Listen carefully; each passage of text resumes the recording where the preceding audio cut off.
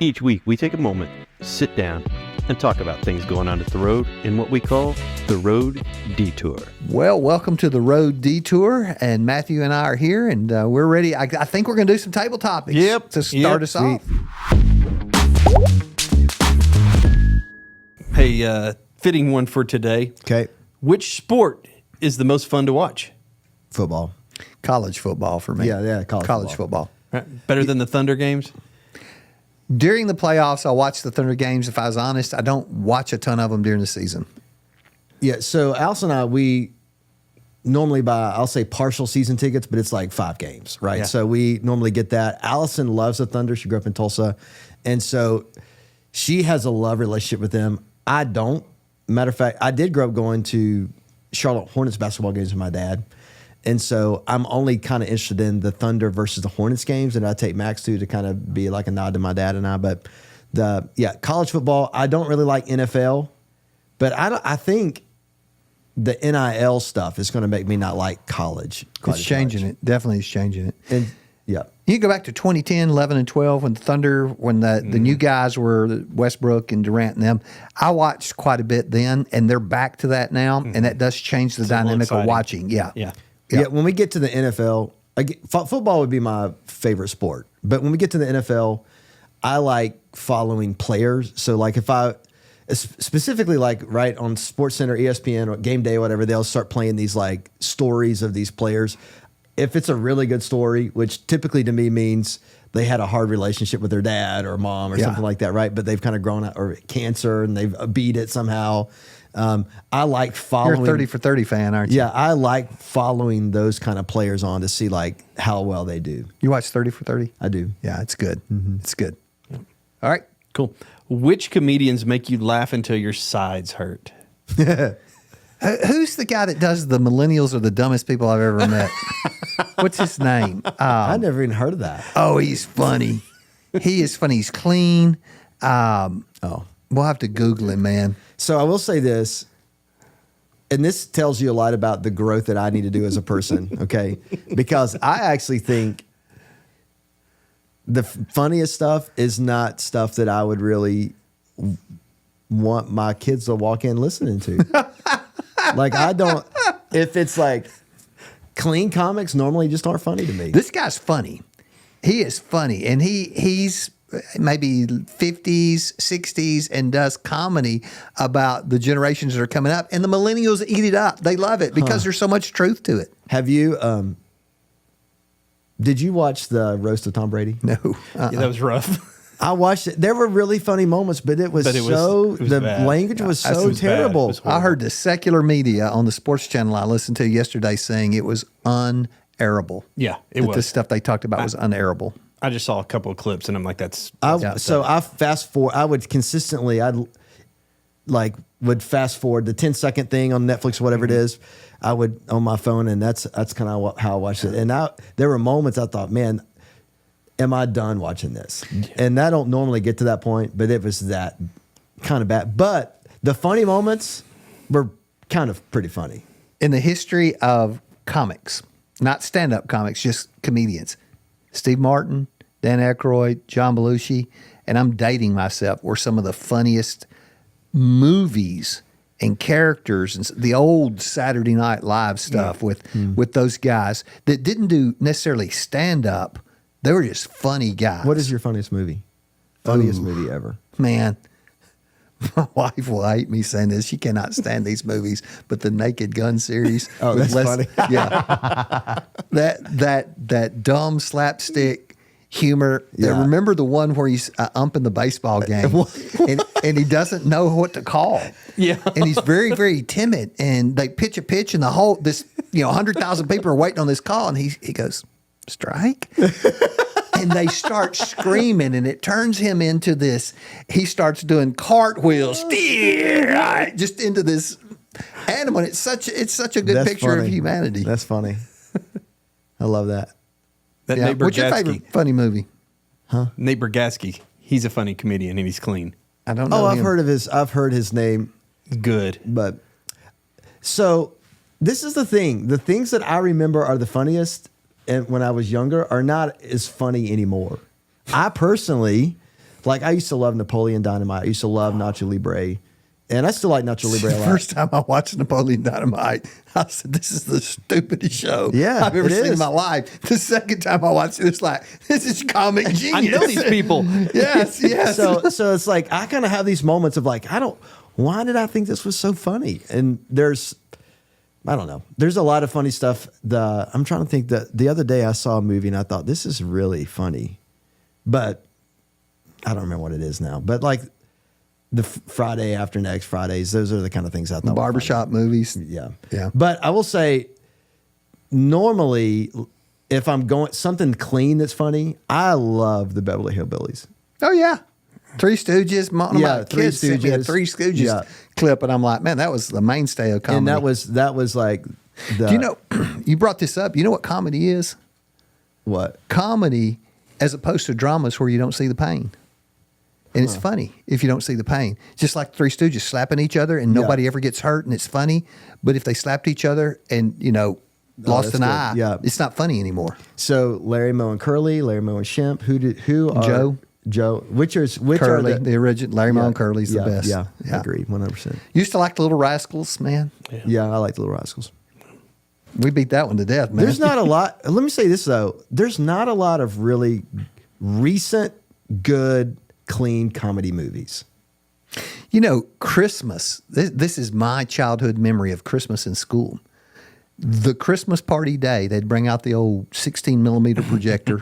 It made the tick, tick, tick, tick, tick, tick noise and show a Don Knotts, The Ghost of Mr. Chicken, or The Shakiest Gun in the West every year. And that was, to me, I was like, Apple Dumpling Gang, all that stuff, right? And I was like, these are the best days ever. Yeah, I like that stuff. I like a good comedy. I like to laugh. Comedies are good. Yeah. All right. One more? One more. We'll do one more. Which is the most entertaining reality TV show? Oh, let me say, so I haven't watched reality TV in a long time. So ironically, with that being said, and I don't know why this is true, but when I'm on an army base, the thing that's on the TV the most, this is going to sound, hopefully people have watched it and realize it's not inappropriate, but Naked and Afraid. Oh, yeah. Yeah, I know that is so interesting. It's like when survival. It's survival, but they're naked, which I think is the most awkward thing ever. And so I can get sucked into that stuff. But when we were, my son Max and I were just in Washington, D.C., and we were bored, and we turned on an episode of The Real Housewives of Dubai. Of Dubai? And it was, we got sucked in, and I was feeling like a terrible dad for letting my kid watch it. But that's what he wanted to watch for the rest of the time, is The Real Housewives of Dubai. I bit hard on Survivor when it first came out, and for multiple seasons never missed a Survivor. Then the first part of Big Brother when it first came out, and then I don't watch anything anymore. I don't know what. No, every week you're talking about American Idol. Oh, that's true. That's true. I forgot about that. We love American Idol. American Idol. Or The Voice. I forgot about that being a reality show. Yeah, I don't do The Voice. American Idol. American Idol's good. Yeah, and we used to watch Top Chef a lot. We do like chef shows. Jack Blocker, Abby Carter, go get them. I don't even know who's in it right now, but I don't like Jack Blocker sings like this. That's pretty good. Can't do it. No. When they're like washing him, no. It's not even. I can't. That's pretty good, man. He sings good, but you have to close your eyes. You know what I mean? All right. Have you seen him? No. Oh my gosh. He does. He gets twisted face. But he can sing. You're like, and we're watching him, we're like, what are you doing?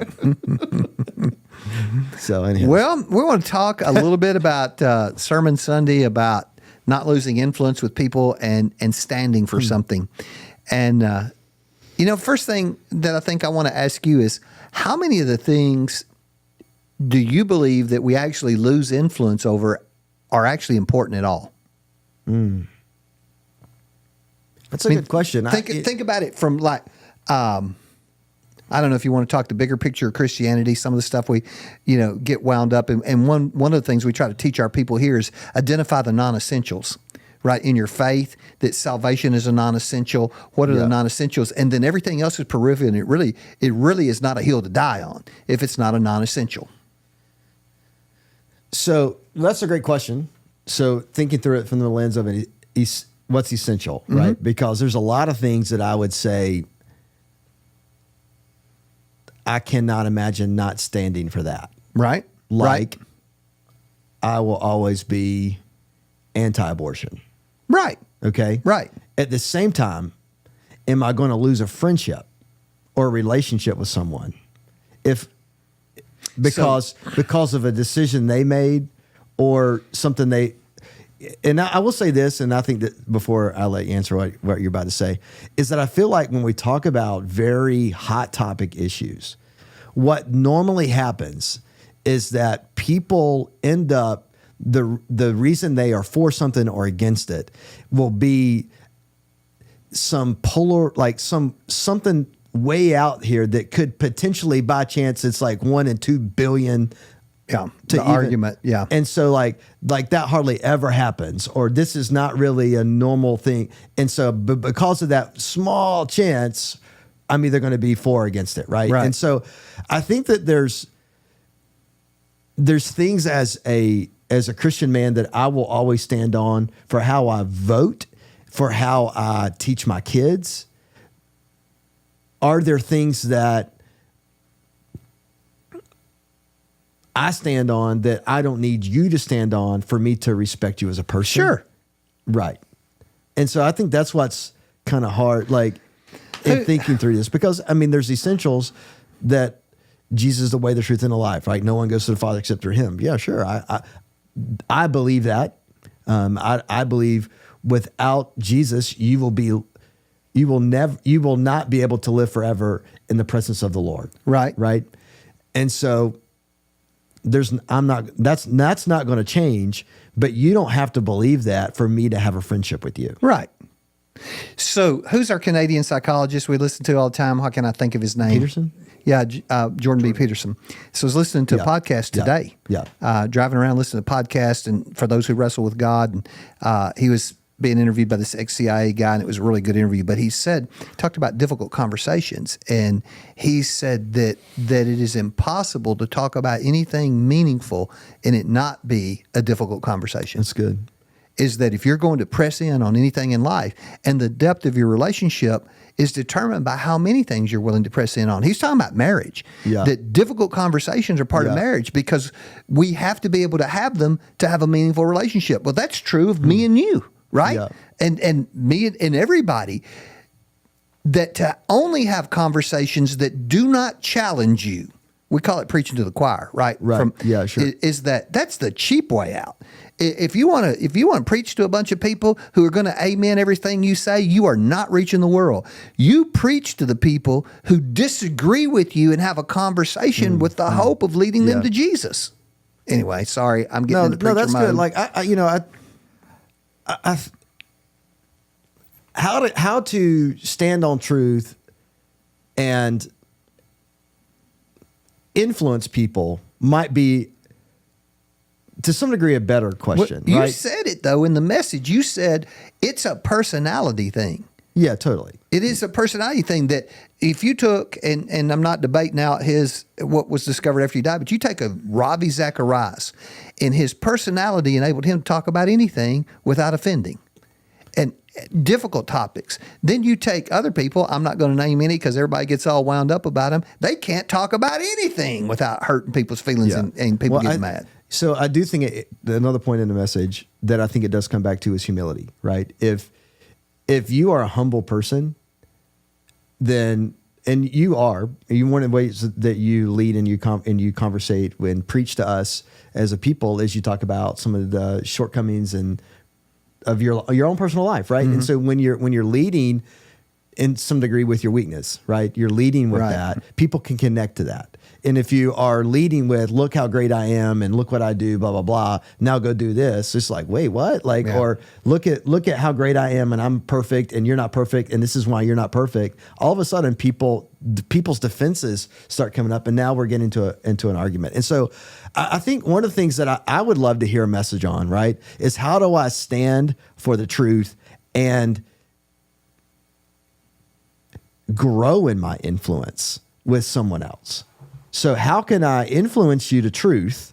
when you don't believe truth, if we're literally talking about the essentials of our faith. I was standing in the back Sunday for about the third service you were preaching, and I saw you laughing back there, by the way. You made a comment. I leaned over to Dustin. You made a comment, and I go, "But you don't have a winner, right?" Yeah. And that's us, right? Yes, but that's who good. wins? Who wins? Yeah. Somebody's got to always win. Well, no, they don't. They don't always have to win, but that's how we think. Well, and I think that's what 1 Corinthians 6 made it so interesting. It's like, why not just lose? Yeah. Which is a really interesting question. That what you're winning is bigger if in losing Yeah. is that. That's right. And he's talking about big stuff in that. Oh, yeah. You're going to court and he's like, "No, take my money." Nobody's like, "Yeah, here, take all my money. It's okay." Well, why not? Again, the question that was asked, I think, from Paul, why not be wronged? That gives me the EBGBs right now, right? Yeah, it's a Jesus thing. So, like, I don't want to be wronged. Right. It's I think this topic really resonates with people, and maybe not even so much on a political front as it is a personal front. Is that you got your kids are young, but I'll guarantee you, my 6 adult kids, there are big things in life, that they disagree with. Here's one: total transparency and honesty. I was raised in a teetotaler home. Right? Alcohol really is not a big deal to me. I do not believe that the Bible teaches total abstinence, although I will practice abstaining from alcohol. It's just my personal choice. I think it's sometimes a wiser choice. But my kids have a whole different view on that because they've grown up in a different world. So can we have that discussion? And at times it has been frustrating as a parent to go, why do you have to add something else to this moment to make it meaningful and good? Why can't it just be meaningful and good? Anyway, so in your own home, you're going to have these things, and you have to be able to have conversation about them, and you have to be able to go, you know what? I love you. And I think it goes back, you're right, this is the old adage, right? People don't care what you know until they know that you care kind of concept. And I think that's just so true of like every relationship we have. Of course, when we go into the workplace, when we go into our neighborhoods, even when we go into our homes, there's going to be differences of opinions. And the difference is, even in my own house, because me and my kids can have major differences of opinions, and yet they know at the end of the day I love them. Mm-hmm. So and right now they can't leave my house yet. The oldest is 13, right? At the same time, I do think that, we have forgotten that one of the markers of our faith and one of the tell-all signs of where we are personally in our relationship with Jesus is how we love other people. And if we are really loving them, that doesn't mean we have to jeopardize our truth or the truth that we stand on or even change it. But if we really are loving people, then even if they don't do something that lines up with what you think, you still have a way to want to be around them. Does that make sense? Yeah, absolutely. Absolutely. Again, I've made the comment from the pulpit before. If your politics are the biggest thing in your life, then they're bigger than Jesus in your life, and you're in a mess. I will say, initially, when I said something about the battle lines being drawn, people already being negative about, I will say, I did see a couple of you guys look really angry. Just let you know. They don't think you can see. I right? know they don't. think the lights blind you, but they don't. This time out in this conversation, do you think you can tell what people think by their expression when you're preaching? I think I can. Yeah. I think that it's pretty readable. Yeah, I do. But we start off this way. There was a lot of good response, not only during the service, but afterwards. People have reached out to us. And, I think that learning specifically with the people that we love the most, when we're looking at, and I look at my family, I look at the people I love the most is my mom, my wife, and my kids. Okay. That's who I love the most. And there are clear things that I wasn't on the list. Yeah. I just, You're up there, just not not, not in the inner circle. You're I'm totally, not Peter, James, or John. Yeah, I'm just you're at the top 30. You know what I mean? But when I think about my family and my kids specifically, is that I will not change my ideologies. Mm-hmm. But I cannot imagine ever, and I pray to God this doesn't happen to us, but I pray that I never let myself get to the point where I have pushed my kids so far away that I cannot love them the way that they need to be loved. Man, Randy Ferguson, Sue Ferguson, big role in my life. But Randy was our executive pastor before Vic, and I've said this a bunch. The thing I remember most that Randy said to me, he said, "Rick, always err on the side of grace." He said, "You're going to stand before Jesus one day. If he's going to say you were too much something, have him say you were too gracious, rather than to anything else." That's something I've loved about our church right now. I was literally talking with someone just the other day, and they were saying how they actually go to a different church, and they were saying that their church, they haven't been hearing a lot of about grace. Mm-hmm. And I said, man, I feel like we talk about this all the time. And I think that's part of the reason that people need grace. And I think people are responding because you do such a great job of standing on truth and extending grace. Well, I'm going to jump on this. I'm going to fast forward a little bit because I want to say something. Hey, we got a great summer series coming. We're going to start with about 8 weeks in the BRP, where we'll be preaching a week ahead of what we're actually reading. So get involved with the BRP. And then we are going to... it's 6 weeks in... Games people play. Games people play. But what I want to tell you was one of my games is hide and seek. Oh. And that nobody hides who doesn't really want to be found. It's amazing that Adam hid, but he really needed to be found. And God's in the finding business. That's good. Man, it got me just looking through some of this stuff. You've already wrote that sermon? No, I haven't wrote the sermon. You're starting to write it I'm now? just brainstorming stuff. I got you. Brainstorming stuff. But you don't want to miss summer. This weekend, we got our women's panel.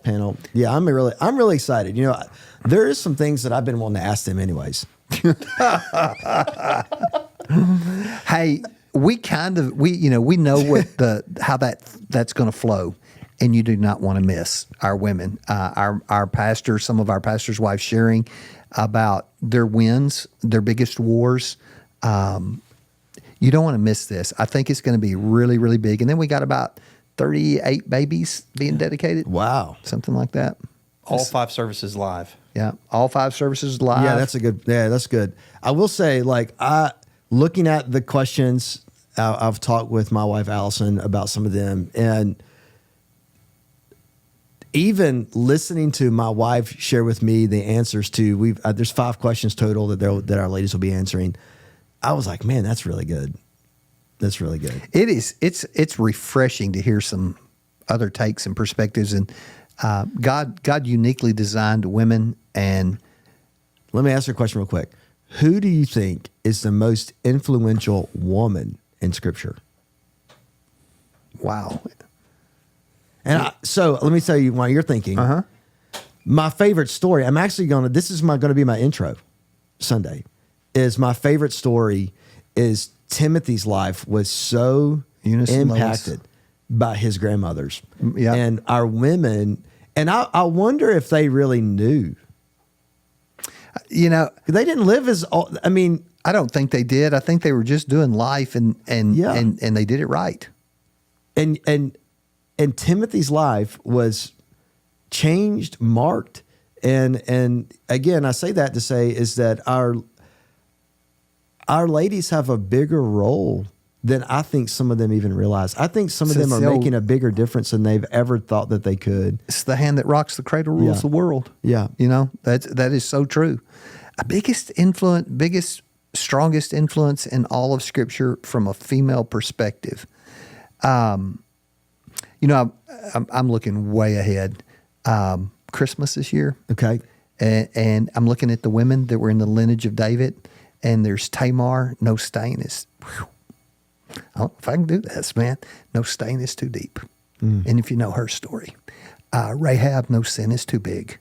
I've got to think of the other one, Bathsheba. Who's the fourth woman that's mentioned? Ruth, right? Who was a Moabite curse for 10 generations from, and those are going to be the 4 Christmas sermons this year. But I start thinking about the women that are mentioned in the genealogy of Jesus were all people that were rejects by society. Stained, made mistakes. And again, my take is there's nobody who hadn't made a mistake. Right. Nobody. Anyway, sorry about that. Dang. No, I just think, and again, this is why I'm so excited, because I do think, not to we may have to cut this out, I don't know, but I think sometimes churches overlook the value of women. And I'm really happy, excited that you're putting 4 of our ladies up front to share a perspective that, quite honestly, you or I can't share. Right. Right. And so it makes the truth sense. is probably 60% of the people who show up for church on Sunday are women. Right. And so I'm really excited. Listen, if you are a lady out there, first of all, know this: you're doing a better job than you probably think you are. And secondly, however good of a job or poor of a job that you think you're doing, you really need to hear from these ladies on Sunday. It's going to be good. Yeah. Mother's Day, second biggest attended. Christmas Eve may be close to it, but that's really not a Sunday. Mother's Day is the second biggest Sunday we have. Get here and get her here early if you want a seat. Great gifts for all of our ladies over 18, something like that. Yeah, all the women, right? Not just moms. Yeah. Right, because we realize it's a significant day. Some people have struggled in that area. Yeah. We celebrate all of our women. And so if I'll leave that there. That's we right. do. I'm just sorry. I'm fired up. You really have no idea how excited I am for this. I think it's going to be good. Don't miss it. Really good. See you.